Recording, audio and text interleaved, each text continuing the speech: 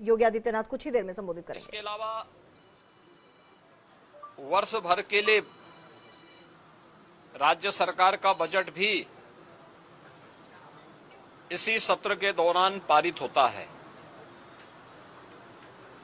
अन्य विधायी कार्यों के साथ ही जनहित से जुड़े हुए, राज्य के विकास से जुड़े हुए महत्वपूर्ण मुद्दों पर भी सदन में चर्चा होती है। आज विधानमंडल के कार्रवाई प्रारंभ होने के साथ ही महामहिम राज्यपाल जी का महत्वपूर्ण अभिभाषण संवेद सदन को महामहिम राज्यपाल जी के द्वारा अपने अभिभाषण के माध्यम से संबोधन होगा। इसके उपरांत कल से महामहिम राज्यपाल के भाषण पर सदन में चर्चा भी होगी।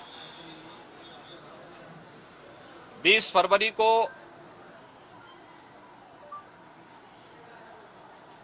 वर्ष 2025-26 का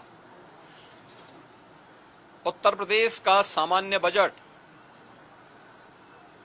सदन में प्रस्तुत होगा।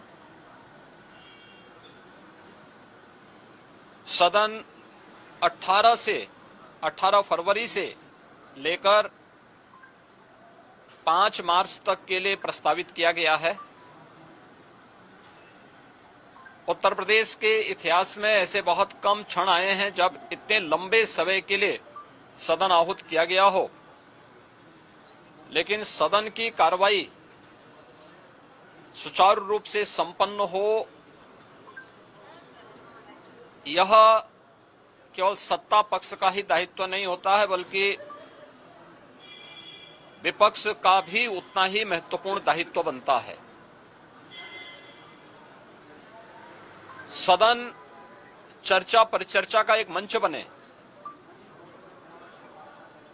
उत्तर प्रदेश के विकास को लेकर के डबल इंजन की भारतीय जनता पार्टी की सरकार ने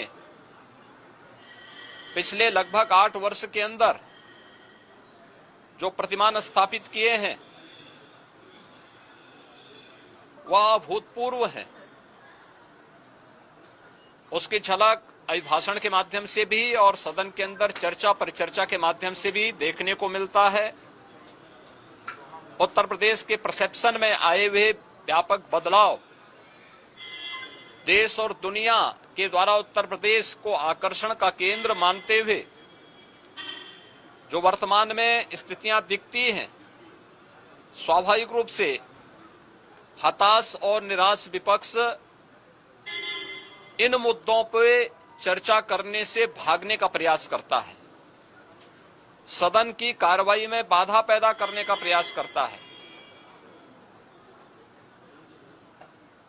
विपक्ष अगर सार्थक चर्चा को आगे बढ़ाने में मदद करेगी तो मेरा अनुमान है कि यह एक बहुत अच्छा सत्र, बजट सत्र हो सकता है, जिसमें अगले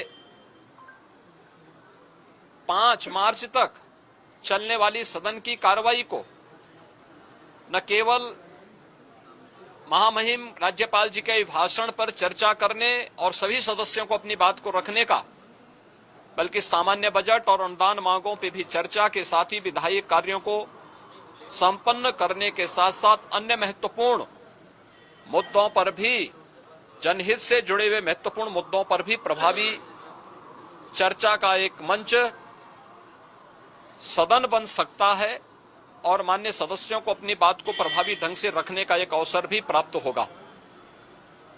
हम उम्मीद करते हैं कि हार की हताशा से परेशान विपक्ष अपनी इस खुन्नस को सदन पर नहीं उतारेगा। सदन की कार्रवाई को सुचारू रूप से संचालन करने में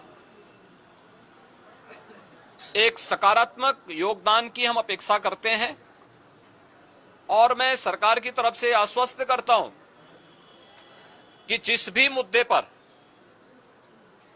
यद्यपि अभिभाषण और बजट अपने आप में समग्रता को लेकर के दो महत्वपूर्ण मुद्दे होते हैं, जिनमें विपक्ष ही नहीं बल्कि सदन का हर सदस्य अपनी बात को प्रभावी ढंग से रख सकता है। लेकिन इसके इतर भी अगर किसी मुद्दे पर विपक्ष चर्चा करना चाहेगा, सरकार उसका तथ्यात्मक जवाब देने के लिए पूरी तौर पर तैयार है। लेकिन हम चाहते हैं कि एक सार्थक चर्चा का मंच सदन बनने चाहिए। आरोप प्रत्यारोप या फिर असंसदीय आचरण से इस समस्या का समाधान नहीं हो सकता है।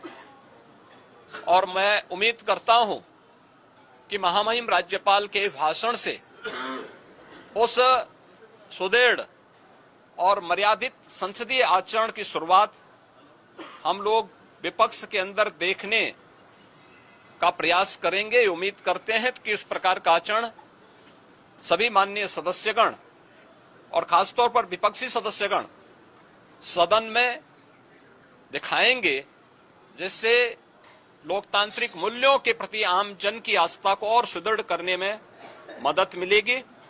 मैं एक बार फिर से बजट सत्र के शुभारंभ के अवसर पर